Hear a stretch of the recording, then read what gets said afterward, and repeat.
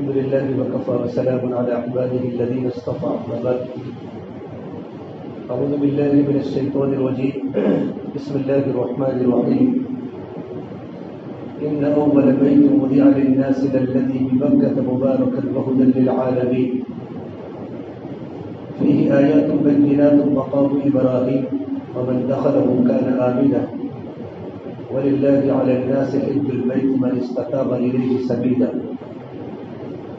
وقال النبي صلى الله تبارك وتعالى عليه وسلم الحاج والعمار وفد الله إن دعوه أجابهم وإن استغفروه غفر لهم أو كما قال النبي صلى الله تبارك وتعالى عليه وسلم. میرے محترم پیارے بھائیوں، یہ جو مجمع بیٹھا ہے یہ بڑا مقدس اور بڑا محترم مجمع بیٹھا ہے کہ بالقریب ہی میں سب کے سب اللہ تبارک و تعالیٰ کے گھر کی زیارت کر کے آ رہے ہیں، حرم مکہ اور حرم مدینہ سے گزر کے آ رہے ہیں، اور پروردگار عالم نے ہم سب کو خطایا سے بالکل پاک کر دیا ہے۔ اللہ کے نبی صلی اللہ تبارک و تعالیٰ علیہ وسلم کی جو حدیث پاک ہے کہ بندہ جب حج کرتا ہے، حج من حج للہ فلم يرفث ولم يفسق رجع كيوم ولدته امه او كما قال. اس آدمی کے حج کرنے کی نیت صرف اللہ تبارک و تعالیٰ کی رضا تھی، اور یقیناً ہر آدمی جب بھی خدا کے در پر جاتا ہے تو اللہ کو راضی کرنے ہی جاتا ہے۔ کوئی شہرت مقصود نہیں ہوتی، کوئی تجارت مقصود نہیں ہوتی، کوئی کاروبار مقصود نہیں ہوتا، ایک پروردگار عالم کو راضی کرنا مقصود ہوتا ہے کہ میں اللہ کی ملاقات میں جا رہا ہوں۔ اللہ تبارک و تعالیٰ کی ملاقات میں بھی بندہ حج میں جا رہا ہے۔ وَلِلَّهِ عَلَى النَّاسِ، وَلِلَّهِ کا ترجمہ امام راضی نے کیا ہے کہ بندہ جو حج میں جاتا ہے، حج میں یہ بندہ اللہ تعالیٰ کی ملاقات میں جاتا ہے تاکہ میں جا کر اللہ تبارک و تعالیٰ کو پالوں۔ ہم کلمہ پڑھتے لا الہ الا اللہ محمد رسول اللہ، اس میں اللہ تبارک و تعالیٰ کی معرفت ہے، یہ معرفت کا کلمہ ہے، لا الہ الا اللہ محمد رسول اللہ۔ معرفت کے حاصل ہونے کے بعد ہوتا ہے تعلق، اور تعلق کے لیے اللہ نے نماز عطا فرمائی۔ میرے بندے نے کلمہ پڑھا لا الہ الا اللہ محمد رسول اللہ، اس کلمہ پڑھنے کی برکت سے ہمیں اللہ تعالیٰ کی معرفت مل گئی کہ اللہ تبارک و تعالیٰ کتنے بڑے ہیں، اللہ تبارک و تعالیٰ کی ذات کتنی بڑی ہے۔ معرفت کے بعد آدمی کو تعلق کی ضرورت پڑتی ہے، تعلق ہو جائے۔ ایک انسان کی کسی سے پہچان ہوتی ہے تو پہچان کے بعد ہر انسان چاہتا ہے کہ میرا اس سے تعلق بھی ہو۔ تو اللہ تبارک و تعالیٰ کے تعلق کے لیے پروردگار عالم نے ہم کو نماز عطا فرمائی۔ نماز صلۃ بین العبد وبین الرب، کہ نماز یہ اللہ تبارک و تعالیٰ کے اور بندے کے درمیان تعلق کے لیے ہے۔ حدیث پاک میں ہے المصلی یناجی ربہ، کہ نماز کا پڑھنے والا بندہ اپنے پروردگار سے سرگوشی کرتا ہے، چپکے چپکے باتیں کرتا ہے۔ آپ جانتے ہیں نماز جب بندہ پڑھتا ہے تو اللہ تعالیٰ ہر کلمہ کے جوابات دیتے ہیں۔ الحمدللہ رب العالمین، میرے بندے نے میری تعریف کی، الرحمن الرحیم مالک یوم الدین، میرے بندے نے میری ثنا بیان کی، مجدنی عبدی، میرے بندے نے میری بزرگی بیان کی۔ تو نماز اللہ تبارک و تعالیٰ اور بندے کے درمیان تعلق کی بات ہے۔ تعلق کے بعد جو چیز آتی ہے محبت آتی ہے، تعلق ہوتے ہوتے محبت پیدا ہو جاتی ہے، اور اللہ تبارک و تعالیٰ محبت کے لیے اللہ نے زکوٰۃ دی۔ زکوٰۃ، کہ زکوٰۃ میں انسان اللہ تبارک و تعالیٰ کی محبت میں اللہ کی نسبت پر مال کو خرچ کرتا ہے۔ ایک صحابی نے مجھے یا رسول اللہ مجھے موت سے بہت بڑا ڈر لگتا ہے۔ آپ نے کہا تمہارے پاس مال ہے؟ کہ میرے پاس مال ہے۔ آپ نے کہا مال اللہ کے راستے میں روانہ کر دو، جہاں تم کو جانا ہے، جہاں تمہارا مال جائے گا وہاں تمہارا دل جائے گا۔ آدمی کا مال جہاں کھپتا ہے وہ آدمی کا دل کھپتا ہے، آدمی کا دل جاتا ہے۔ زکوٰۃ، اس سے آدمی کے زکوٰۃ کے نکالنے کی برکت سے بندے کا اللہ سے محبت کا تعلق پیدا ہوتا ہے، محبت پیدا ہو جاتی ہے۔ لیکن محبت کے اندر بھی تقسیم ہے، محبت تقسیم ہوتی ہے۔ بچے سے محبت ہے، بیوی سے محبت ہے، اولاد سے محبت ہے، بھائی سے محبت ہے، رشتہ داروں سے محبت ہے. محبت کے اوپر کا جو درجہ ہے وہ عشق کا ہے. عشق میں تقسیم نہیں ہوتی، محبت میں تقسیم ہوتی ہے. محبت تقسیم ہو سکتی ہے، عشق تقسیم نہیں ہوتا. عشق ایک ہی ذات سے ہوتا ہے. جب بندہ کلمہ پڑھتا ہے اور کلمے کے بعد نماز کی پابندی کرتا ہے اور نماز کی پابندی کے بعد اسلام کے ارکان میں زکوٰۃ ادا کرتا ہے تو بندہ اللہ کا عاشق بن جاتا ہے. اور اللہ نے اس طرح اللہ نے بندے کو روزہ عطا فرمایا کہ اللہ تبارک و تعالیٰ کے عشق کی بنیاد پر بندہ اپنی مرغوب چیز کھانا بھی چھوڑ دیتا ہے، پینا بھی چھوڑ دیتا ہے، دین میں اپنی بیوی سے لذت اور صحبت بھی چھوڑ دیتا ہے کہ اللہ تعالیٰ سے عشق ہو چکا ہے. اسے روزے کا بدلہ اللہ تبارک و تعالیٰ فرماتے ہیں کہ ہر عمل کا بدلہ اللہ تبارک و تعالیٰ فرشتوں کے ذریعے دلوائے گا. قال اللہ تعالیٰ الا الصوم فإنه لي وأنا أجزي به. ہر عمل کا بدلہ پروردگار عالم فرشتوں کے ذریعے دلوائے گا، لیکن روزے کا بدلہ میں خود اپنے ہاتھ سے دوں گا. یہ اللہ کی، کیونکہ بندے نے صرف اللہ کے عشق میں بھوکا بھی رہا ہے، پیسہ بھی رہا ہے، اپنی دنیاوی لذات کو چھوڑا ہے اللہ کے عشق میں، تو اللہ نے روزے کا بدلہ اپنی ذات کو رکھا. اور ایک روایت میں تو ہے بغیر مجزا نہیں کہ میں روزے کا بدلہ میں خود ہوں، کہ روزے کا بدلہ میں خود ہوں. اللہ تبارک و تعالیٰ روزے کا بدلہ ہے. سب علماء نے لکھا ہے، عجیب بات یہ ہے کہ کل قیامت کے میدان میں جب بندے کے اعمال تولے جائیں گے اور بندے کے اعمال کے تلنے کے بعد اگر بندے نے کسی کو برا کہا ہوگا، کسی کو خراب کہا ہوگا، کسی کو گالی بولی ہوگی، معاملات میں گڑبڑی کی ہوگی، اس کی ساری نیکیاں سامنے والے کو دی جائیں گی. سمجھتے ہو؟ ساری کی ساری نیکیاں سامنے والے کو دی جائیں گی، لیکن روزہ نہیں دیا جائے گا، نماز چلی جائے گی، حج چلا جائے گا، سب کچھ چلا جائے گا، بلکہ اس کے سارے گناہ تم پر لادے جائیں گے. اگر تمہاری نیکیاں کم ہو جائے گی تو تم نے زنا نہیں کیا ہوگا لیکن زنا کا گناہ تم پر آئے گا. تم نے سود نہیں لیا ہوگا، سامنے والے کے سود کے گناہ تم پر ڈالے جائیں گے. رمضان کا روزہ یہ اللہ کی عشق کا سب سے بڑا درجہ ہے کہ پروردگار عالم سب کچھ دے گا لیکن روزہ نہیں دے گا، کیونکہ روزے کا بدلہ تو میں خود ہوں. تو کلمہ یہ اللہ کی معرفت کا کلمہ ہے. نماز اللہ تعالیٰ کے تعلق کے لیے ہے، زکوٰۃ بندہ اللہ تعالیٰ کی محبت میں دیتا ہے، روزہ اللہ تبارک و تعالیٰ کے عشق میں دیتا ہے. جب بندے کو اللہ سے عشق ہو جاتا ہے تو پھر آگے کا درجہ کون سا ہے؟ جب کسی کو کسی کا عشق ہو جاوے تو پھر ملاقات کی تمنا ہوتی ہے. یہ ملاقات اللہ کے گھر کا حج ہے. بات سمجھ رہے ہو؟ یہ ملاقات اللہ تعالیٰ کے گھر کا دیدار ہے. تیرے گھر کی اس کوچے اس بہانے مجھے دل کو رات کرنا، کبھی اس سے بات کرنا، کبھی اس سے بات کرنا. جب بندہ کرتا ہے طواف کرتا ہے تو اللہ کو تلاش کرتا ہے، اللہ میں تو آ چکا، تو کہاں ہے، تو کہاں ہے. آپ لوگوں نے بہت بیت اللہ کے چکر کاٹے ہیں، بیت اللہ کا طواف کیا ہے.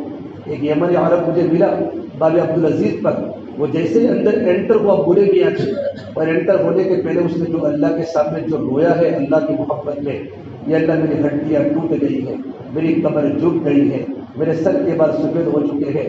اللہ تو اگر تم مجھے جوانی میں بلاتا نا، میں تیرے گھر کے اتنے چکر کاٹتا کہ تجھے بھی رحم آ جاتا. اللہ میری آنکھوں کی بینائی بھی کم ہو چکی ہے.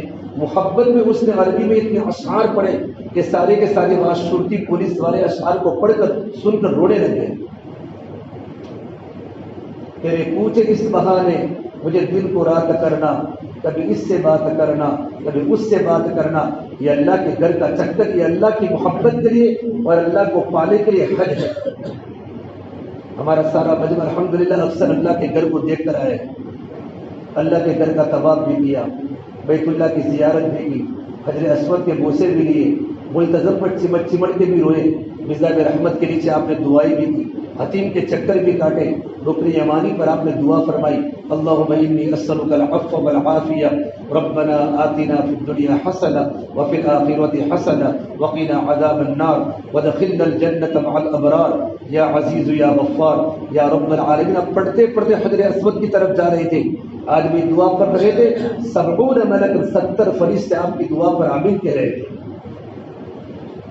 آپ نے ان کیفیت کے ساتھ اگر بیت اللہ کا طواف کیا ہے تو ہر دعا بیت اللہ میں قبول ہوتی ہے.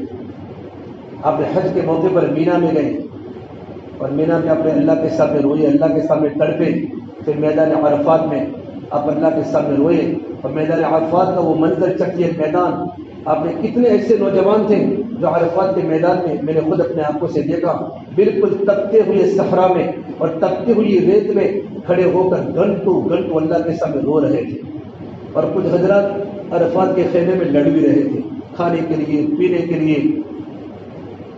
ہر ایک حاجی کو پتا ہے میرا حج کیسے ہوا ہے، اور حج کی قبول کی سب سے بڑی علامت دو چیزیں ہیں، لم یرفث ولم یفسق، کوئی جھگڑا نہیں ہوا اور کوئی حکم عدولی کی بات نہیں کی۔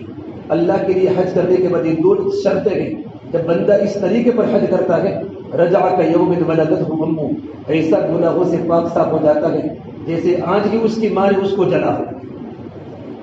میدان عرفات میں جیسے کہ سورج ڈوبا، سورج کے ڈوبتے اللہ نے ہمارے سارے گناہوں کو ڈبو دیا، سارے گناہوں کو اللہ نے ختم کر دیا، اور وہ عرفات کا میدان کا منظر 35 لاکھ 25 لاکھ کا مجمع جو پروردگار عالم کے سامنے تڑپ رہا تھا، اللہ کی رحمت جوش میں آ رہی تھی کہ اگر کوئی بندہ یوں کہے کہ آج میری دعا قبول ہوئی کہ نہیں ہوئی، اس سے بڑا دنیا میں کوئی گنہگار اللہ کی بارگاہ میں نہیں ہے۔ اللہ نے سارے حجاج کرام کے حج کو قبول کیا، اللہ نے سارے حجاج کرام کے گناہوں کو معاف کر دیا، طواف زیارت بھی ہوا، مزدلفہ میں چکر میدان میں رات کو آرام بھی کیا، بغیر پانی کی پوری رات گزاری، پھر رمی جمرات کرا کر ہم نے رمی بھی کی، پھر ہم نے قربانی بھی کی اور حلق بھی کیا، اور پھر ہم نے طواف زیارت کیا۔ جیسے ہمارا طواف زیارت ہوا، علماء نے لکھا ہے کہ طواف زیارت کرنے کے وقت جب آپ نے حجر اسود کو بوسہ دیا، طواف زیارت کے وقت آپ نے جیسے طواف حجر اسود کو بوسہ دینے کا مطلب قریب سے نہیں، دور سے بھی آپ نے یوں کہا بسم اللہ اللہ اکبر وللہ الحمد، یوں کر کے ہاتھوں کو چوما۔ حج کے مکمل ہونے کے بعد اہل علم نے لکھا ہے اس وقت تمہاری کسوٹی ہوتی ہے کہ تمہارا حج اللہ کی بارگاہ میں قبول ہوا کہ نہیں ہوا۔ جیسے تم نے طواف زیارت میں حجر اسود کا بوسہ دیا کہ اللہ میں طواف زیارت کرتا ہوں، آسان فرما، قبول فرما، اور آپ نے فوراً جب بسم اللہ کہا حجر اسود کے بوسہ دیتے ہی فوراً تمہارے دل پر کیمرہ لگا حجر اسود کا، لیپروسکوپی کی طرح تمہاری پوری دل کی چیزوں کو حجر اسود کیچ اپ کرتا ہے، قبول کرتا ہے۔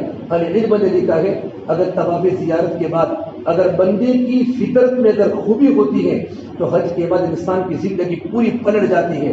طواف زیارت کے کرنے کے بعد انسان کا دیکھنا بدل جاتا ہے، انسان کے بول بدل جاتے ہیں، انسان کا سننا بدل جاتا ہے، اس کا پورا وجود اللہ تعالیٰ کی فرما برداری میں چلا جاتا ہے۔ اگر اس کی فطرت میں اگر نیکی ہوتی ہے تو حجر اسود کے بعد اس کا دل کا رجوع اللہ کی طرف ہو جاتا ہے، اور خدا نہ کرے حجر اسود کو بوسہ طواف زیارت میں لگانے کے بعد اگر اس کی فطرت میں اگر گندگی ہے، اس کی فطرت میں بدی ہے، تو حج کے بعد اس کی زندگی خراب ہو جاتا ہے۔ جب آپ نے بہت سے حجاج کرام کو حج کے بعد دیکھا ہوگا کہ بہت سے لوگ حج کے پہلے تو بہت طواف کرتے تھے، 5 وقت کی نماز کے پابند بھی تھے، حج کے مکمل ہونے کے بعد بلڈنگوں میں ادھر کی ملاقات میں ادھر کی ملاقات میں ادھر کی ملاقات میں دوستوں کی ملاقات میں رشتہ داروں کی ملاقات میں پھر فجر کی نماز کمرے میں پڑھنا، الگ سے پڑھنا، جماعت اہتمام نہ کرنا، یہ ساری کی ساری سستیاں حج کے بعد پیدا ہوئی ہے۔ اسے اللہ تعالیٰ کے سامنے توبہ و استغفار کرنے کی ضرورت ہے۔ سب علماء نے لکھا ہے ہم اللہ تبارک و تعالیٰ کے حج مبرور کی دعا کریں، اور مدینہ منورہ میں جو اللہ کے نبی کے روزے پر پہنچے تھے تو اللہ کے نبی کے روزے صلی اللہ تبارک و تعالیٰ علیہ وسلم کے روزے پر درود السلام کے پہنچانے کے بعد اللہ کے نبی سفارش کی درخواست کرنے کے بعد، مغفرت کی درخواست کرنے کے بعد ہمیں یہ کہا تھا کہ اللہ کے نبی آپ اللہ سے دعا کیجیے کہ اللہ تبارک و تعالیٰ ہمارے حج کو حج مبرور عطا فرمائے۔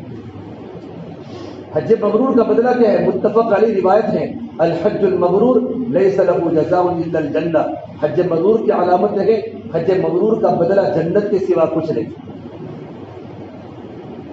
اتنا بڑا حج مبرور، حج مقبول کہ اس کا بدلہ جنت کے سوا کچھ نہیں۔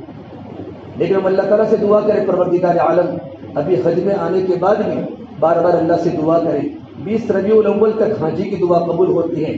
سو علماء نے لکھا ہے جب حاجی گھر پر آوے تو مقامی ساتھیوں کو کہا حاجی کو آتے ہی حاجی سے مصافحہ کرو اور اس کے لیے اور اس کو کہو کہ میرے مغفرت کی دعا کرے۔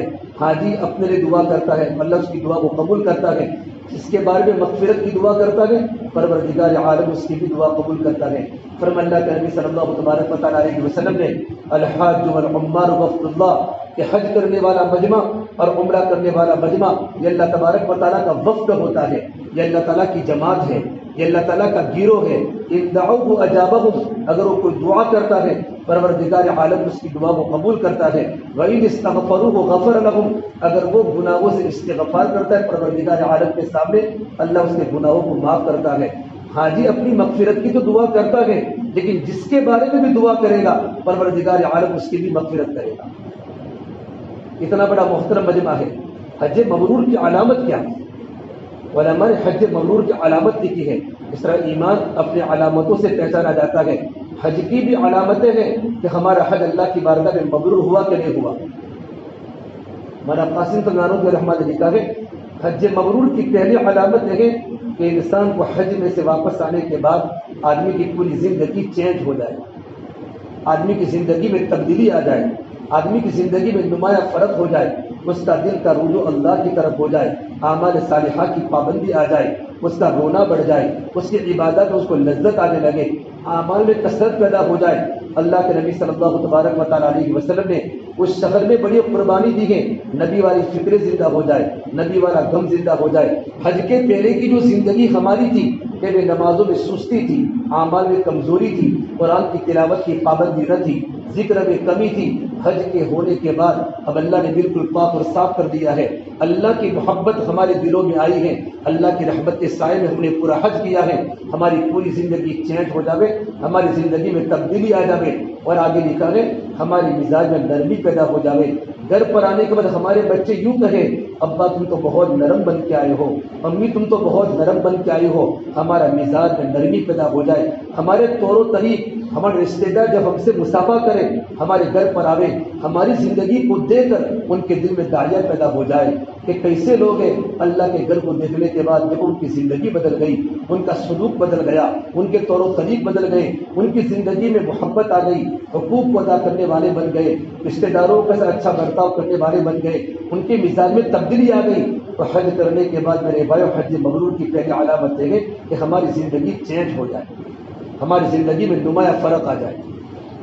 اگر یہ فرق آ رہا ہے اللہ کا شکر مانے، اللہ کا شکر مانے کہ حج کے پہلے میرا جو غصہ تھا، حج میں آنے کے بعد میرے مزاج میں نرمی آئی کہ نہیں آئی، میرا آنکھوں کا دیکھنا تھوڑا غلط تھا، حج میں سے آنے کے بعد میری آنکھوں میں تبدیلی آئی کہ نہیں آئی، میرا آنکھوں کا دیکھنا بدلا کہ نہیں بدلا، میری زبان نرم بنی، میرا مزاج نرم بنا، میرا دل تڑپنے لگا، میرا دل کا رخ اللہ کی طرف متوجہ ہونے لگا، نمازوں کی پابندی آنے لگی، تکبیر اولیٰ کے سب میں نماز کا پابند نہیں تھا، حج میں آنے کے بعد آج تک میری تکبیر اولیٰ نہ چھوٹی، بلکہ بہت سارے حاجی حج میں سے واپس آنے کے بعد 5-6 دن تو گھر سے نکلتے ہی نہیں کہ مہمان آ رہے، نمازوں کی کوئی پابندی نہیں۔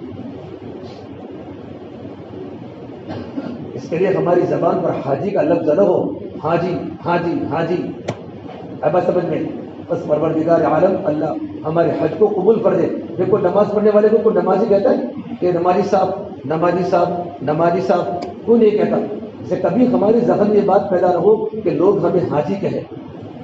ہم نے کس کے لیے حج کیا ہے؟ ہم نے تو کہا مفتی صاحب نے کہا ہم نے تو اللہ کے حکم، اللہ کے فریضے کو ادا کیا ہے، جیسا نماز کا پڑھنا فرض ہے، مالداروں پر زکوٰۃ فرض ہے، رمضان کا روزہ ہر ایک پر فرض ہے، اس طریقے پر مالداروں پر حج فرض ہے۔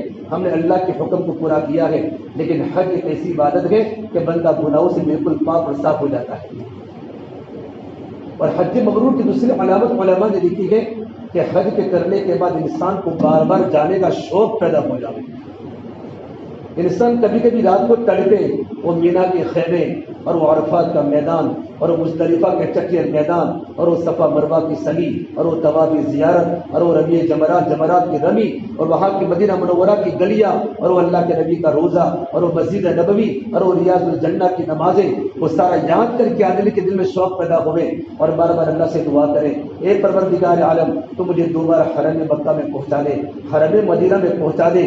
بار بار اللہ کے گھر کی زیارت کے لیے دل کا تڑپنا اور دل میں شوق کا پیدا ہونا، یہ بھی حج مبرور کی علامت ہے۔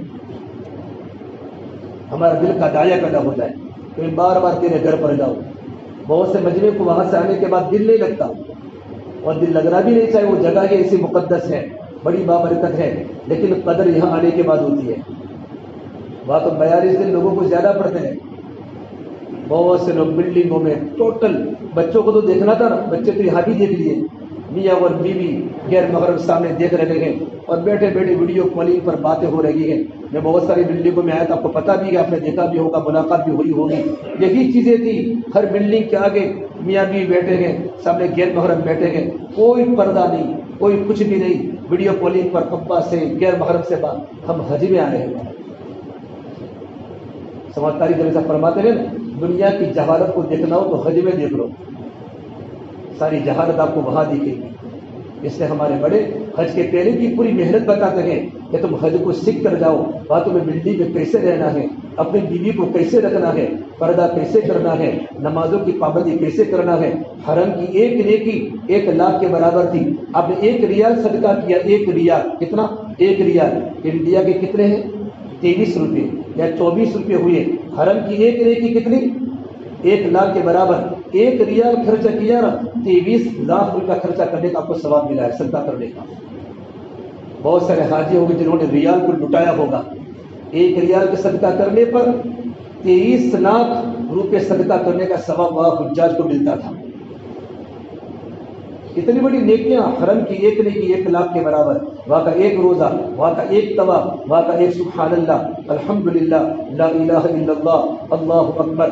لیکن بھائیو، بہت سے لوگوں نے بیت اللہ میں کتنے طواف کیے، بیت اللہ میں راتوں کو گزارا اور بیت اللہ میں اللہ کی رحمتوں کو دیکھا کہ اللہ کی رحمتیں وہاں برس رہی ہے، بڑے بڑے اللہ کے نیک بندے وہاں پہنچے، اللہ نے مجھے اور آپ کو وہاں پہنچایا۔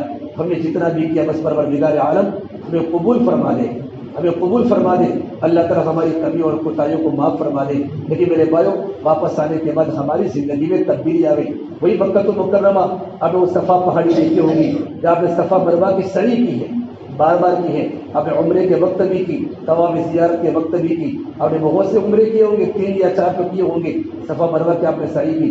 سب سے پہلے اللہ کے نبی صلی اللہ تبارک و تعالیٰ علیہ وسلم نے اس صفا پہاڑی پر چڑھ کر سارے مکہ کے قبیلوں کو جمع کیا تھا اور پورے مکہ کے قبیلوں کو فرمایا، اے میرے قبیلوں، سارے مکہ کے بڑے بڑے قبائل وہاں جمع تھے، وہاں جمع تھے۔ اور آپ نے ایک بات فرمائی، اگر میں تمہارے سامنے ایک بات کہوں نا، تو اس پہاڑ کے پیچھے ایک دشمن ہے جو تم پر حملہ کرنے والا ہے، تو کیا تم میری بات کو سچ مانو گے؟ تو سب نے اقرار کیا کہ محمد صلی اللہ تبارک و تعالیٰ علیہ وسلم آپ کو سچے ہیں، اور آپ نے بار بار تجربہ آپ کی سچائی کا کیا ہے۔ اللہ کے نبی کی 2 صفتیں پوری دنیا میں ہائی لائٹ ہوئی، پوری دنیا میں ظاہر ہوئی کہ آپ صادق الامین ہیں، آپ سچے بھی ہیں اور آپ امانت دار بھی ہیں۔ مکہ کا بچہ آپ کو صادق کہتا تھا، مکہ کے لوگ آپ کو امانت دار کہتے تھے۔ پھر آپ نے پورے قبیلے والوں کو، مکہ والوں کو اعلانیہ دعوت دی، قل یا ایھا الناس، یہ لوگوں کلمہ پڑھ لو کامیاب ہو جاؤ گے۔ اللہ کے نبی نے سب سے پہلے صفا پہاڑی پر آپ نے دعوت دی اور سب سے پہلے مخالفت آپ کے گھر سے ہوئی، اور ابو لہب اس وقت کہا، تبا لک یا محمد لہذا جمعتنا، ابو لہب نے کہا، اے محمد تیرا ناس ہو، کیا تو نے ہم کو اسی لیے جمع کیا تھا؟ اور اللہ تبارک والی اسی وقت تبت یدا ابی لہب نازل ہوئی۔ اللہ کے نبی صلی اللہ تبارک و تعالیٰ علیہ کی مطلب کہ پوری زندگی مکہ المکرمہ میں اپنے 53 سال گزارے۔ کتنے گزارے؟ جب ہم 40 دن رہ کر آئے، 32 دن مکہ میں رہ کر آئے، آپ کا بچپن بھی وہاں ہوا، آپ کی پہلی بھی حضرت خدیجہ کی قبر جنت المعلا میں ہے، آپ نے زیارت کی ہوگی، اور مکہ سے جب مدینہ منورہ جاتے ہوں گے، جیسے مکہ آپ نے چھوڑا، جہون جو شہر ہے بالکل کنارے پر میمونہ کی قبر ہے، آپ نے وہاں زیارت کی ہوگی، پھر آپ مدینہ منورہ پہنچے ہوں گے، وہاں اللہ کے نبی کی 9 بیویاں ہیں، آپ کی چاروں کے چاروں بیٹیاں مکہ میں پیدا ہوئی۔ یہ جو جگہ جہاں جنت المعلا جاتے ہیں، اور بالکل جہاں سے مروہ پہاڑ ہے، یہ مروہ پہاڑ کے بالکل پیچھے حضرت خدیجہ کا مکان تھا، ابو جہل کا جہاں ٹوائلٹ ہے، جہاں ابو جہل کا مکان تھا، سامنے ابو طالب کا مکان تھا، عبد المطلب کا مکان تھا، یہ پورا کا پورا اللہ کے نبی کے زمانے کا پورا شہر تھا۔ اللہ کے نبی صلی اللہ تبارک و تعالیٰ علیہ وسلم کی پوری مخالفت وہاں ہوئی، اور آپ کی زندگی کے 13 سال بڑی تکلیف میں آپ نے گزارے، بڑے تکلیف میں آپ نے گزارے۔ اور وہی جہاں رمی جمرات آپ نے کیا نا، جمرات وہ ایک مسجد عقبہ ہے، شیطان کو کجوا، وہ اللہ کے نبی صلی اللہ تبارک ہاتھوں پر، مدینہ منورہ کے لوگوں نے آپ کے ہاتھوں پر بیعت فرمائی تھی، وہ ساری کی ساری جگہ آپ نے دیکھ کر آئے۔ مکہ میں اپنے بڑی تکلیفوں کے دن گزارے ہیں، آپ کو چین سے وہاں نہ کھانے ملا نہ پینے ملا۔ حضرت منیب بزرگ فرماتے ہیں کہ میں نے اللہ کے نبی صلی اللہ تبارک و تعالیٰ علیہ وسلم کو میں نے مینا کے خیمے میں دیکھا۔ آپ نے دیکھا مینا کے خیمے کیسے ہوتے ہیں؟ اس زمانے جاہلیت میں مینا میں خیمے لگتے تھے، اور آپ زمانے جاہلیت میں اللہ کے بندوں کو اللہ کے دین کی دعوت پہنچاتے تھے. مجھے کون مدد کرے گا, میرا ٹھکانہ کون دے گا تاکہ میں جا کر اللہ کے بندوں کو اللہ کی دین کی دعوت پہنچاؤں. اب ایک قبیلے کے پاس پہنچے مینا میں, بنی عامر بن صعصعہ, ان کے پاس پہنچے اور ان کو جا کر کہا تمہاری طاقت کیسی ہے؟ کہ ہماری طاقت تو مضبوط ہے, ہم جب ہم آگ لگاتے نا انگارے, تو ہمارے کوئی قبیلہ ہماری آگ پر اپنے ہاتھ کو نہیں تپا سکتا, اتنی ہماری طاقت ہے. تو حضور نے فرمایا میں اللہ کا نبی ہوں, کیا تم مجھے اپنے علاقے میں لے جاؤ گے تاکہ میں وہاں جا کر اللہ کی دین کی بات پہنچا سکوں؟ مکے والوں نے حضور کو چین سے رہنے نہیں دیا تھا. آپ کے دل میں امت کا درد تھا, ایک فکر تھی کہ میں اللہ کے دین کی دعوت دنیا میں جا کر پہنچاؤں. تو قبیلے والوں نے کیا کہا, آپ بیٹھ جاؤ, لا نصدقک ولا نکذبک, ہم آپ کی بات کی تصدیق بھی نہیں کرتے اور آپ کی بات کو جھٹلاتے بھی نہیں ہیں.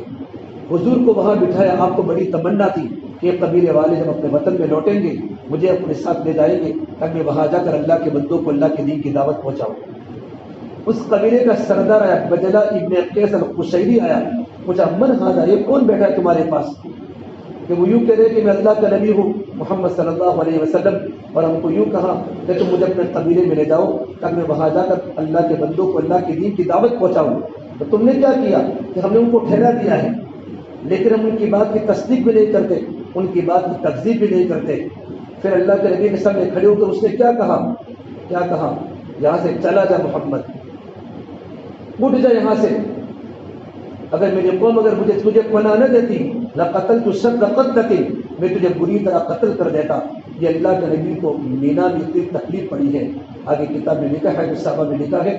پھر اللہ کے نبی صلی اللہ تبارک و تعالیٰ علیہ وسلم کے سارے مخاطبوں پر یوں کہا, یہ لوگوں, جس آدمی کو تم نے اپنے خیمے میں ٹھہرایا ہے, تم حج کر کے اپنے وطن میں لوٹو گے, تم مکہ کی کوئی نہ کوئی چیز اپنے گھروں پر لے کر جاؤ گے. اگر اس انسان کو تم لے کر اپنے گھر پر گئے تو نعوذ باللہ مکہ کی سب سے بدترین چیز کو لے کر جاؤ. یہ کس کو کہا ہے؟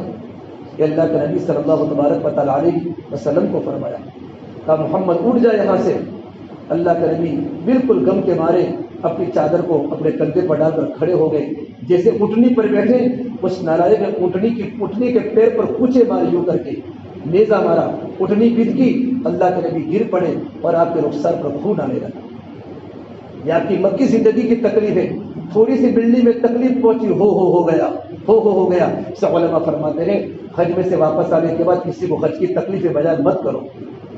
حج کا نام ہی مشقت کا سفر ہے, اور مشقت کے بغیر حج میں مزہ نہیں آتا, حج میں لطف نہیں آتا.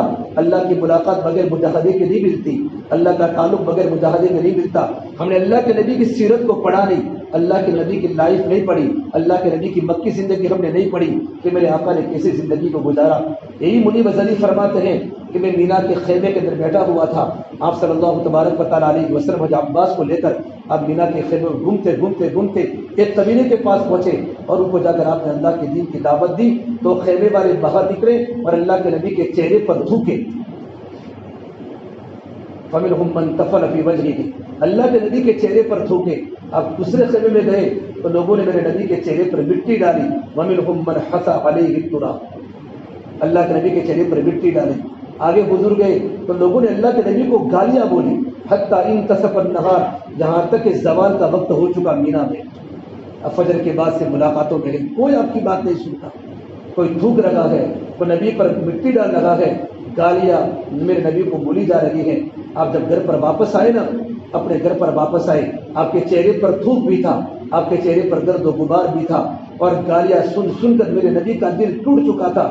آپ کی بیٹی زینب اپنے گھر سے باہر نکلی, اللہ کے نبی کو آتا ہوا دیکھا تو چہرہ مرجھایا ہوا تھا, چہرے پر تھوک بھی تھا, درد و غبار تھا. پیالے میں پانی کو لے کر آئی, فاقبلت جاریہ بغسل من ماء, پیالے میں پانی کو لے کر آئی اور اللہ کے نبی کے چہرے کو دھونے لگی, صاف کرنے لگی, اور ٹپ ٹپ زینب کی آنکھوں سے آنسو گرنے لگے.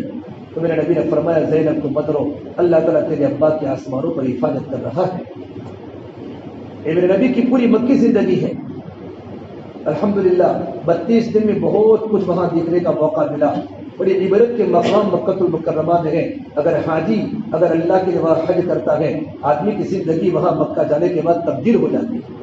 اس سے میرے بھائیوں اللہ نے مجھے اور آپ کو موقع دیا، یا کوئی لمبی بات نہیں کرنی، بات تو پوری ہو گئی، بس اللہ نے ہمیں حرم مکہ میں پہنچایا، حرم مدینہ میں پہنچایا، حرمین شریفین میں ہمارے قدم پڑے، بس پروردگار عالم اللہ کی رحمتیں ہماری پر متوجہ تھی، اللہ کی رحمت کے سائے میں ہمارا پورا کام ہوا، بس اللہ تعالیٰ ہمارے حج کو قبول فرماوے۔ لیکن جو محنتیں وہاں ہوئی اور آپ مدینہ گئے، وہی وہ جگہ مسجد قباء، آپ نے دیکھی مسجد قباء میں 2 رکعت پڑھی، وہاں ایک بہت صحابہ کرام کے مکان تھے، وہ احد پہاڑ، آپ نے وہ امیر حمزہ کی قبر بھی دیکھی، 70 صحابہ کرام وہاں دفن ہے، 70 صحابہ کرام، امیر حمزہ بھی ہیں، مصعب بن عمیر بھی ہیں، عبداللہ بن جحش بھی ہیں، بڑے بڑے صحابہ کرام وہاں دفن ہے۔ یہ مدینہ منورہ، یہ مدینے کے انصار صحابہ کی بستی ہے، جنہوں نے بڑی تکلیفوں کے اندر اللہ کے نبی کا ساتھ دیا تھا، اللہ کے نبی کا ساتھ دیا تھا۔ اور آپ نے مدینہ منورہ سے اسی مسجد نبی جو اللہ کے نبی کے زمانے کی مسجد نبی ہے، جو ریاض الجنہ، اصحاب صفہ، جو 7 ستون آپ نے دیکھے، وہ اللہ کے نبی کے زمانے کی مسجد ہے۔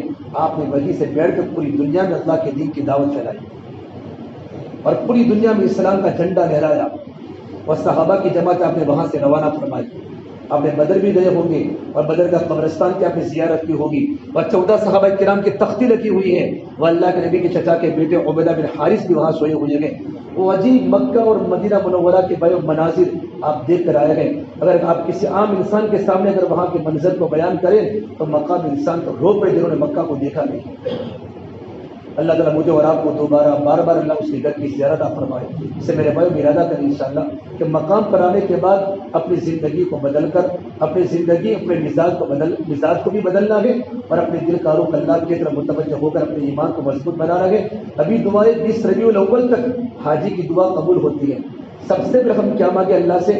اللہ ہمارا ایمان کامل بنا دے، ایمان کامل کی دعا کریں، ہدایت کی دعا کریں، مستجاب الدعا بننے کی دعا کریں۔ اور دیکھو حاجی جس کے بارے میں بھی دعا کرے گا اللہ اس کی بھی دعا قبول کرے گا۔ سب دعا کرنے میں کنجوسی نہ کریں، مستقل روزانہ وقت لے کر آدھا گھنٹہ، 1 گھنٹہ، پونا گھنٹہ اللہ سے دعا کریں۔ ابھی اتنی کی دعا قبول ہوتی جتنی آپ کی بیت اللہ میں قبول ہوتی تھی، اس لیے ادھر ادھر کھانے پینے میں ہمارا وقت ضائع و برباد نہ ہو جائے۔ رسم و رواج میں حاجی بہت رسم و رواج کو پالتا ہے، رسم و رواج والا ہمارا حج نہ ہو، ہمارا حج تو سنت والا حج ہو، ہمارا حج تو اللہ کی محبت والا حج ہو۔ اس لیے حج میں سے واپس آنے کے بعد ہم اپنے کاروبار میں، پہلے میری زندگی جھوٹ کی تھی، ہم سچے بن جاوے، لوگوں کو دھوکہ دیا تھا، جا کر معافی مانگے۔ ہماری نمازیں بہت ساری گئی ہوئی تھی، ہم میرے بھائیوں نمازوں کو قضا کریں۔ کسی کے حق کو ہم نے دبایا تھا، ان کے حق کو جا کر ان کے حق کو جا کر دینے کی کوشش کریں۔ اگر ہمارے پاس ابھی دینے کے نہیں ہیں ان کے پاس جا کر معافی مانگے، بھائی جیسے میرے پاس ہو جائے گا میں آپ کے پیسے کو لوٹا دوں گا۔ اگر ہم نے کسی کا پلاٹ دبایا ہے، کسی کی زمین دبائی تھی، کسی کا مال دبایا تو اس کو فوراً ہم واپس کر دیں۔ ہماری پوری زندگی بالکل بھائی پاک اور صاف ہو جائے۔ ہم اپنی پچھلے گناہوں کو یاد کریں، 15 سال سے لے کر میں نے کسی کو دھوکہ تو نہیں دیا کاروبار میں نے کسی کا مال ہڑپ تو نہیں کیا، یا پھر میں نے کبھی اپنے بہن کا ورثہ دینے کا باقی ہے، میری ماں باپ کی ملکیت میرے پاس ہے، میری بہنوں کا نکاح ہو گیا، میرے ابا دنیا سے رخصت ہو گئے، میری بہنوں کو مجھے وراثت کا مال دینا ہے، کیا میں نے اپنی بہنوں کا وراثت کا مال دیا کہ نہیں دیا؟ حدیث پاک میں ہے کہ آدمی 5 وقت کی نماز کی پابندی کرتا ہو، رمضان کے روزے بھی رکھتا ہو، حج پر حج کرتا ہو، اگر اپنی بہن کا ورثہ ادا نہیں کیا تو جنت سے 500 میل کی مسافت کی دوری پر رہے گا۔ یہ سارے کے سارے حقوق ادا کرنے، معاملات کا دین، اخلاقیات کا دین، معاشرت کا دین، عبادت والا دین، ان دینوں میں ہم مضبوط ہونے کی کوشش کریں۔ آہستہ آہستہ میرے بھائیوں اچانک موت آ جائے گی۔ بہت سارے حاجوں نے حج کیے تھے، آج قبروں کے حوالے ہو گئے، ایک دن ہمارا بھی آئے گا، ہم بھی قبروں کے حوالے ہو جائیں گے۔ اللہ کا بڑا کرم اور احسان ہے، اور اپنے جوان بیٹوں پر اگر حج فرض ہو تو ان کو جلدی سے حج میں بھیجو، اور لوگوں کو ترغیب دو کہ جوانی میں حج کریں، مجموعوں کو ترغیب دو کہ جوانی میں حج کریں۔ جو لوگ آپ کی ملاقات میں آئیں ان کے سامنے وہاں کی تکلیفیں بیان نہ کریں، اور غریبوں کے سامنے وہاں کے حالات بیان نہ کریں۔ بات تو ایسا ہے، بات تو ایسا تھا، کیا مزہ آیا صفا مروہ کی صحیح کرنے کا۔ غریب کے سامنے وہاں کی باتیں بیان نہ کریں۔ غریب کو پتہ ہے میں جا نہیں سکتا، اس کا دل ٹوٹے گا، میرے پاس تو پیسے نہیں ہیں۔ ہم ان لوگوں کے سامنے وہاں کی خوبیاں بیان کریں جن کے پاس پیسے ہونے کے باوجود بھی حج نہیں کرتے، ان کے سامنے وہاں کی کیفیت بیان کریں۔ اور کچھ تکلیف پڑی ہے تو یہاں اس کے حالات کو بیان نہ کرے، بھئی وہاں تو جانے جیسا نہیں ہے۔ ابھی حجاج کرام بیٹھے بیٹھے مذاکرے تبصرے کرتے رہتے ہیں، یار کتنا چلنا پڑتا ہے، کتنی تکلیف ہوتی ہے، یہ تو یہاں کسی کو پتہ نہیں چلتا، وہاں جانے کے بعد آدمی چلتے یہاں کے بھول بھی جاتا ہے، اور اللہ وہاں جا کے سب کو چلاتا بھی ہے. بھائی چلے کہ نہیں چلے؟ تم یہاں کبھی چلے تھے؟ ہاں کبھی چلے تھے؟ اللہ نے چلایا، آپ کو محبت سے چلایا. اور اللہ کے گھر میں چلنے میں ہی تو مزہ ہے. کتنے بوڑھے آپ نے روتے ہوئے دیکھے، کتنے ماں باپ کو روتے ہوئے دیکھے، کتنے موٹے انسانوں کو روتے ہوئے دیکھے. ماں کو بیٹے سے جدا ہوتے دیکھا، بیٹا کو ماں سے جدا ہوتے دیکھا، شوہر کو بیوی سے جدا ہوتے دیکھا عرفات میں. اور مزدلفہ کی رات میں بیوی الگ گم ہو گئی ہے، شوہر گم ہو گیا ہے. وہ جو کیفیات جو بنتی ہے نا، اس کیفیات میں ہی اللہ ملتا ہے. لیکن ایسا کبھی نہیں ہوا 3 دن کے بعد بیوی کو شوہر مل گیا، شوہر کو بیوی مل گئی، بچوں کو ماں باپ مل گئے. اور کتنے لوگ حج میں آئے تھے، واپس جانے کی امیدیں تھی، کھجوریں لے لی تھی، زمزم کے پانی کے بوتل بھی جمع کر لیے تھے، لیکن لبیک پڑھتے پڑھتے اللہ کے پیارے ہو گئے. اور کوئی معلا میں دفن ہوا، کوئی سوئے حرم میں دفن ہوا، کوئی بقی میں دفن ہوا. وہ خوش نصیب روحیں تھی جو وہاں جا کر مقدس جگہوں پر اللہ کے پیارے ہو گئے. سے بھائیو یہ آنے کے بعد ماشاء اللہ ہم اپنی زندگی کو بدل لیں، خاص طور معاملات کا دین مضبوط کریں. اپنا کوئی رشتے دار ہم سے بولتا نہیں ہے، ان کے پاس جا کر معافی مانگے. ہاں معافی مانگنے والا میرے بھائی کو چھوٹا نہیں ہو جاتا، چھوٹا نہیں ہو جاتا. میرے نبی نے فرمایا یہ اس آدمی کو جنت کے بیچوں بیچ گھر دلانے کا ذمہ دار ہو تو حق پر ہونے کے باوجود بھی جھگڑا چھوڑ دے کہ میں حق پر ہوں، میرے بھائی نے میرے پلاٹ کو وصول کیا ہے، معاف کر دوں گا. بہت سے لوگوں کے بھائی بہن میں بات نہیں ہے، رشتے داروں میں آپس کے اندر قطع رحمی ہے. جا کر ہم معافی مانگیں، کریں گے انشاءاللہ. اللہ تعالیٰ ہم تمام کو عمل کرنے کی توفیق عطا فرمائے، اور ہم اللہ کے راستے میں نکلنے کے ارادے کریں کہ انشاءاللہ وہی مکہ المکرمہ مدینہ منورہ اور کتنی جماعتیں وہاں کام کر رہی تھیں، عربوں کی بھی، ہمارے پڑوس کے ملک کی بھی جماعتیں کام کر رہی تھی. اتنا بڑا مجمع، پوچھو جو لوگ 2004 میں 2001 میں 2003 میں حج میں جاتے تھے نا، کتنا مجمع ہوتا تھا. آج لاکھوں کا جو مجمع ہے نا، وہ دعوت کے کام کی برکات ہے. جہاں دعوت کا کام دنیا میں زندہ ہوا، لوگوں کی زندگی میں دین تو پتہ چلا ہم پر حج فرض ہے. یہ دعوت کی برکت تمام دین کے شعبوں میں زندگی پیدا ہوئی ہے، تمام دین کے شعبے زندہ ہوئے. اس سے میرے بھائی ہم کی ارادہ کریں ماشاءاللہ کہ اپنے مقام پر رہ کر ہم مسجدوں کے اعمال میں جڑیں گے. مشورے میں جڑنا ہے، گشتوں میں جڑنا ہے، 2.5 گھنٹوں میں جڑنا ہے.